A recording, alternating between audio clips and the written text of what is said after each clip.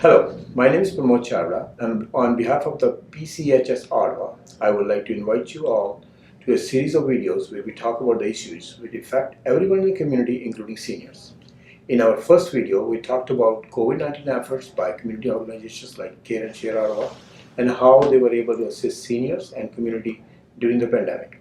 In our second video, we talked about what a scam is with Sergeant Daljit Nirman from Ottawa Police, and how it affects all of us and how to prevent it.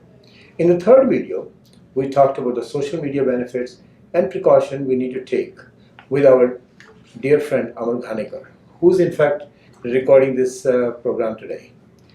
All these videos are posted on several community Facebook groups, PCHS and Ottawa DC Ottawa community channel, and their YouTube channel. In today's video, we will talk about will and power of attorneys. What are they? And why we need them. To talk about wills and power of attorney, we have our dear friend, Mr. Daljit Nirman, who is a lawyer practicing in Ottawa since 2004 and collectively over 30 years legal experience. Daljit ji is alumnus of University of Ottawa and volunteers his time into various charities and not-for-profit organizations. His professional profiles and community engagement can be seen at his website www.nirmanslaw.com. So before we go and talk about wills and power of attorney, I just came up with I just saw a fact that about 50% of Canadians' adult population do not have will. Yes, that's you're right. That's good. Like that was surprising to me, and these days and time and in Canada, 50% of people don't. But situation is changing after the COVID. Oh wow! Okay. Yes, after the COVID, and the people have seen the uncertainty. I and many of my colleagues are receiving a lot of phone calls regarding updating the wills or writing the new wills, and it's a good thing. And I keep on promoting that this is a document, a legal document one must have. Okay, good. So let's start with what is will and why should we have it? Thank you. First of all, Parmod ji, thanks for inviting me. And it's a great opportunity to be here after a gap of 15 months. This is my first face-to-face interview. It's all through Zoom. Yes. But thanks for inviting me. Yeah, we were also doing this somewhat through the Zoom. Yeah. So regarding your question, what is a will?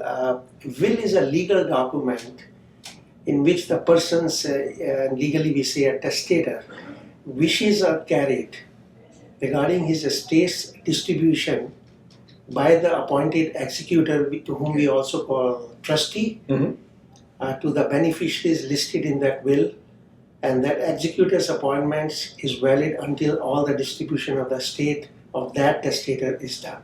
Okay. So, and why should we all have that? This is a great question. We all have come from India, and India, by the rule of thumb, was that if the parents have something, is inherited by the children. Yes. It's not like here. Here the estate of any individual or corporation is governed by the Succession Law Reforms Act. And why one should be having a will? Because then his or her wishes are carried as per his directions. Oh. Because if during 30 years, 40 years, or 10 years, whatever estate we have earned, we will like it should be distributed to the people whom we love and whom we care.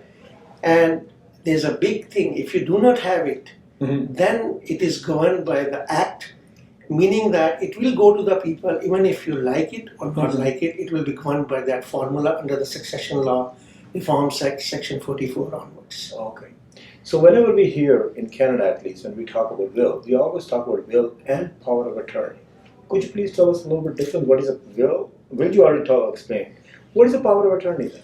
I will explain a little bit overlapping again. Sure. So the will come in force when unfortunately the person, he or she, dies, and then it comes in force. But the power of attorney is a temporary authorization when the person is alive, and for instance he is sick, he cannot give instructions, or he has gone on vacations, and he gave a temporary authorization to his or her appointed attorney to act on it. And power of attorneys in Ontario, there are two types of power of attorneys. Right. One is concerning the property, Mhm. and the other is concerning the personal care, also called as a living will.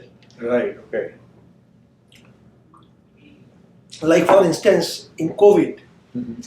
if you fell sick and you are in the hospital, the doctor to speak with the doctor to give the directions to the hospital or the directed doctor for the instructions to be carried, you need that power of attorney for personal care, also called as a living will.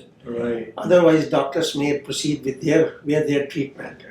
Other than that, for the property, Mhm. your banks, your estate, movable, immovable, is the power of a property. Even that could be into two parts. And I can, when we go further, I will explain you that. Okay. There are two things: restricted power of attorney and unrestricted power of attorney. Oh, okay. So restricted means, for instance, you are giving a power of attorney, you are going to say India for vacation for 3 months, Mhm. and you are giving, and you and your partner are going, and you are the owners of the home, and the house floods or there are some issues, and you want to give that power of attorney. You can definitely put the restrictions into that power of attorney, saying that my attorneys are not authorized to sell or mortgage or something without my express written Right. permission, but rest all they can do. That's So you what are they safe, because here is one important thing: if you do not do that, Mhm. and because this is all in good faith, executed before a lawyer or a witnesses, Mhm. and if your attorney has acted in some way, you cannot go back after him until unless you can prove he has acted malafidely or negligently. Oh, thank you. Like I learned something new today. So there's only one kind of will, or there's a different kind of wills? There are different kind of wills. So, and one is the generally called as the personal wills. Then there's a business wills. Then the international wills, Oh, wow. and then there's a multiple wills. So I will explain you briefly Yes, what please. 80 or 90% of the people do.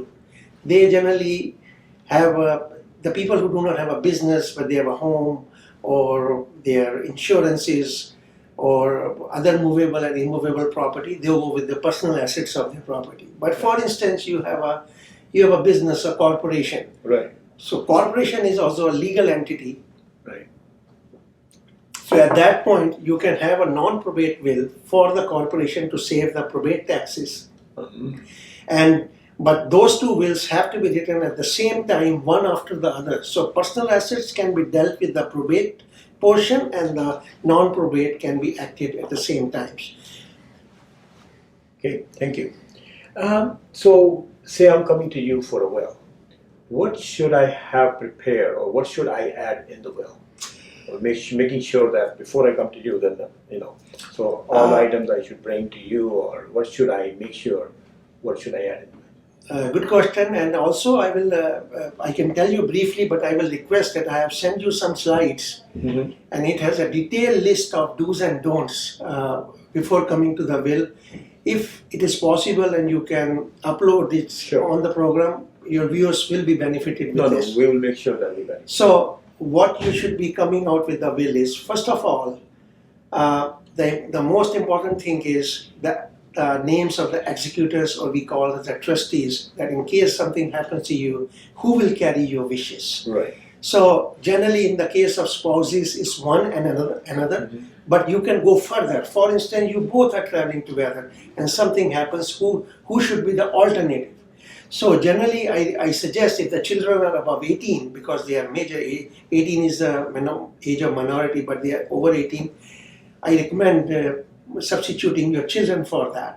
Okay. But if that is not the case, then you have to find someone really you trust 100%, because he or she will be carrying your wishes. The second important thing comes the beneficiary, that who will be the beneficiary if something happens to you, to your spouse, your children, and children, you can even give the percentage and all that. Then I go further into that. For instance, a couple with their children are traveling together and something happens, so then who will be the beneficiary? Right. Maybe your grandchildren. And even if grandchildren are traveling with you, then what happened? Or your estate is there, you don't want that the government should be seizing it and then directing it or distributing according to the estate formula. So those are the important things. And one important factor is that in case you have a minor children, the name of the guardians also generally is husband. In your case, your wife will be the guardian for the children. But again, if you both are traveling, something happens. Who should be the alternates? So name of those guardians. And concerning the properties, my recommendation is that all the properties, to avoid the probate taxes, should be held as the joint tenants and not tenants in common. Okay, thank you. Because of the time, I cannot explain you. No, that's fair. But if you go through those slides, I have indicated about the joint tenants and tenants in common. Okay, thank you. So it just brings an interesting question. How often we should review our will? My recommendation is anywhere between 3 to 5 years. Okay. But 5 years for sure, because I have seen myself that whenever you review the will after 5 years, there are some changes. Yes, of course. And especially if you are not married, you get married, you should be doing even sooner than that. Okay. And if you are, for instance, today is 2021. Say you are single, you wrote a will. In 22 you got married. Right. And 23 you have a children. So Right. so my recommendation is you should review or rewrite the will or amend the will. Excuse me, which is called as the codicil to the will. We can do amendments to the will, Okay. which is called as the codicil of the will. So 21 you wrote a will when you were single. Right. 22 you made an amendment, adding your wife and giving a beneficiary designations. And then in 23 you have a children. Then again you want to change. Oh, that. so you don't have to have a new will. You can just add to it. Yes. Or amend to it. Amendment, which is called as a codicil to the will. So Oh. the first codicil, second codicil, and third codicil. Another question my friend asked me the other day. Like he was making a will and he said, should I tell my beneficiaries about this or not? Should I tell my kids or whoever that he was going to give someone money to the organization? So he said, should I tell them now or they should wait till something happens to me? Generally, my recommendation is that you should only tell the executors that you have a will Right. and he is my solicitor. And if you have the original wills, okay, it's in the safe. Right. Or if lawyer has it, it's with my lawyer. And the contents of the will, my recommendation is should not be revealed to the beneficiaries. Okay. Should not be only the information that we have a will. But again, it depends on person to person if they want to disclose. We cannot, as a lawyer, we cannot hold them. Right. We have few ethics surrounding that, which I will discuss with you, that what we should be doing and you should be careful of. But other than that, we cannot hold you for not disclosing this. Right. So what you're saying is, because this is my advice was, and I said to him, I said, you may want to change it one day. Maybe you want to take that organization out. Because I was not worried about the kids, but I was worried about that organization. He loves it right now, but maybe in 5 years, he doesn't like, he may want to change it. So there's no sense telling them now that, oh, you have, assigned them as a beneficiary.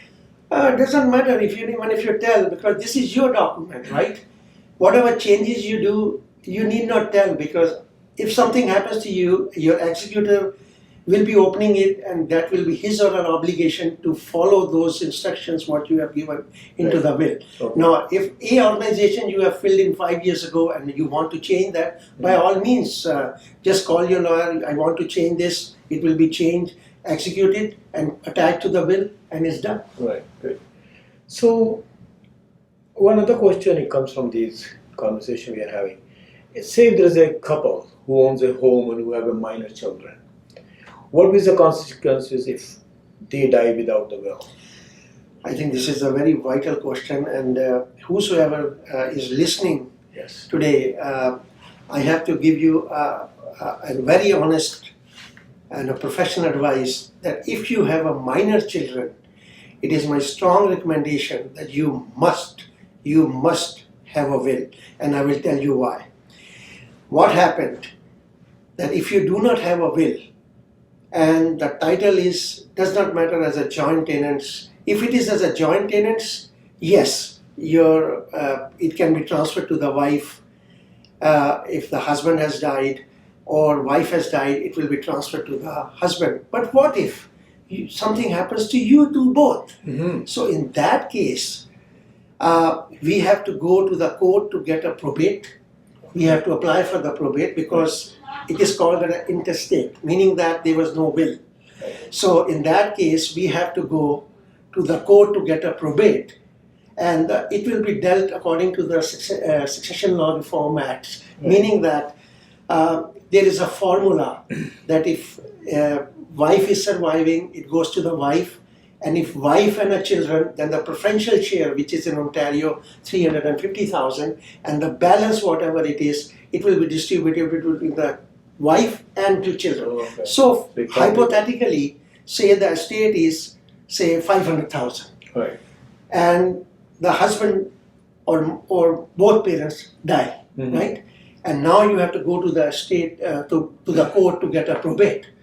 So the probate will go to the children, and it is our experience that the court will appoint the Children's Aid Society to be the beneficiary on that. Oh, okay. Because until the children attain the age of 18 years, because you don't have a will, there are no guardians. So as I previously indicated, that the act takes over. Oh, So okay. they will appoint the Children's Aid Society Yeah. as the beneficiary on the title for the children. So now listen, from here on, every year if you rent that property, Right. every year annual statement has to go to the Children's Aid Society, Right. because they have to keep a record that when the children grow up 18, Mm-hmm. they may come back that what have you done, how you have protected our interest. Right. And more serious is when you are selling the property, Right. then the Children's Aid Society will be the defendant, meaning that the party, and they have to consent, Oh. and only then it will be sold. And you can imagine the court fees and all that. Right. We had one or two clients in the recent past. Few thousands of dollars, more than 10, they have to spend in all these formalities. Right. And imagine now if there would have been a will. So if there would have been a will, It would be quite- appointment of the guardians and everything, they would have taken that and period. Thank you. See, we are learning something new every day. And as you know, most of our seniors who came from, like I say, parents of people who are here, they're coming to country and they don't speak, but they were lucky to build the best. So now when they don't speak good English or they're not good at it, so when they're working with a lawyer, like what kind of precautions should they take? I think this is one thing I have told, and in every platform, whether it is a mandir, gurdwara, masjid, Mm-hmm. or otherwise, here is a precautions which all must take, and this is for the lawyers as well, Mhm. and for the people who are going for giving the instructions. And there is zero tolerance. Let me tell you, and that is I have never done that, and I am just advising you. So here is the situation. A couple comes from, say, India, Gujarat, or Punjab, or where, and they are not able to speak English, right? Mhm. And the lawyer does not speak Punjabi. If the lawyer speaks Punjabi, Then you can right, communicate. or Hindi, Yeah. is fine. But that lawyer has to make sure that parents, children, whosoever, even he or she may have recommended you, must not be into that room where the instructions are being taken. Oh, cool. I have myself seen. So I am you telling can't you, bring them as an interpreter. no, and I'm coming to that. Mhm. I have myself seen that when I asked their children to step out of the room, the instructions have changed. Oh, Yes, very because this is one of the important obligation as a lawyer, because we have to swear an affidavit that such instructions have been given without any force or undue influence. right. And generally, children are the beneficiaries. So it means if the beneficiary are sitting into the room, Next there. there may be an influence. Number one. Number two is, for instance, you do not come to a Hindi or Punjabi or Urdu speaking lawyer. That's fine. That's fair enough. Mhm. But you have to make sure that the lawyer you are going to does not allow your children or a beneficiary to be in the room, number one. Mhm. And number two is, he must have an official interpreter into the room who will interpret between the Punjabi, Hindi or Urdu to the English and has to swear an affidavit that whatever the lawyer has asked a question, I have truly translated, and that affidavit has to be attached. Okay. I had once or twice such an incident. It was not a will, but it was some other matter, and they were speaking Pashto. Okay. So I had the interpreter call into my office, got that interpretation, got an affidavit, attached to that, then you Then only it becomes. Yes. Okay, good. Thank you. And there's one more thing which I can advise. For instance, this couple who are going, who only speak Punjabi, Hindi or Urdu and does not understand English or something. Mm-hmm. But for instance, they come to me Mm-hmm. and I speak all the 3 or 4 languages. Right. It is advisable that I add a paragraph into my affidavit that I have translated them in Punjabi, and that is legal. Okay. That, yes, Can you that understand? I have explained them all the contents of the will Mhm. into this language. I am fluent in this and they have understood that. Okay. But again, this no beneficiary should be into the room. That's No. right. Okay. So that brings the question of ethics. So what are the ethics for the lawyers taking instructions and precautions if the client is giving them instruction who does not speak English? Again, it's same thing. I think we overlapped. I have partly covered. Yeah, I you have partly covered it, but that. I'm talking about more of ethics. Like you are bound by Yes. law. Professional ethics. So the professional ethics is, number one is that only husband and wife, the two wills, meaning that this is called as a joint retainer of the wills, Right. is permitted in Ontario. Meaning that if two brothers come, even from the same household, Mm-hmm. they cannot be in the same room for giving the instructions. Okay. They have to come separately. Okay. Only the spouses are permitted. And the second is, for instance, between the spouses, one of the spouse contacts you, say wife, that I have to have your will, and you are retained. Right. So your retainer now is in conflict. If her husband will afterward calls you, you cannot act for that, her husband afterwards, Afterward. because her will would have certain provisions which will put you into a conflict. Okay. But they can come together. They can make Yes. a call together and say Yes. we are both coming. And then you have to have a joint retainer, Right. meaning that you have to explain that no information between you two is confidential, Right. and in case you go home and give me conflicting instructions saying that I am giving you this instruction, don't tell to my spouse, I will withdraw. Right. Okay. No, that's good. Thank you. Okay. So we talked about will, and let's talk about power of attorney, the other part of the will package, if you want to call it. Okay. So what is the power of attorney? You kind of a little bit explained. Could you explain a little bit more, maybe? I think I briefly touch it, but I will try to explain it more. No, I was talking about more on a side. Like there was 2 different kinds. There was Yes. Yes. So let's talk So- about that one. So there is nothing more to that, because Okay. there are 2 power of attorneys for the property and the personal care. There can be a limited power of attorney, meaning that you say, I'm giving this power of attorney. For example, you are living in Saudi Right. and you are buying a property here in Canada, and you give it to your brother or sister or something, and you say that he and she is authorized to sign all documents with the mortgage company, with the lawyer and all. Right. And say that transaction was scheduled for February of 2021. You say, okay, this power of attorney will expire or terminate after the closing of this transaction. Oh, You can do that as well. This is Okay. called as a limited power of attorney. Okay. You can do that as well. Okay. The other is, I told you, the restricted and unrestricted power of attorney. Generally, between the spouses and children, people give unrestricted power of attorney Mhm. because they have a trust and a faith Right. amongst themselves. On the living will or the power of attorney for property, Mhm. not only the medical treatment, you can also add that, for instance, say in the age of 80 or something, that you are terminal ill, Mhm. that I should not be kept on the artificial mean and I should be let. So Right. you can put all those conditions Right. into that.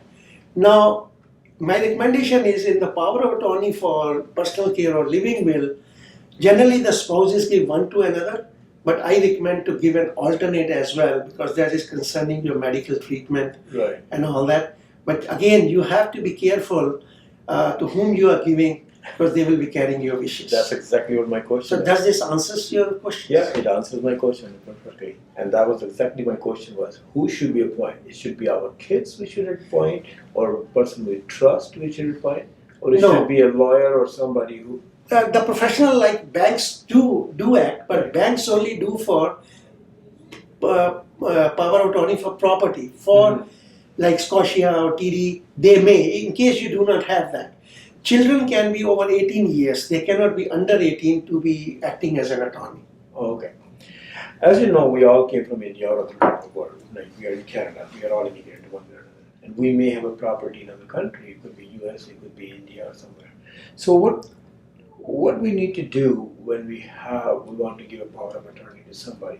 What kind of precautions or what should we look at? Or Okay. is that power of attorney legal in India or other countries? No, every jurisdiction has a different set of rules and different power of attorneys.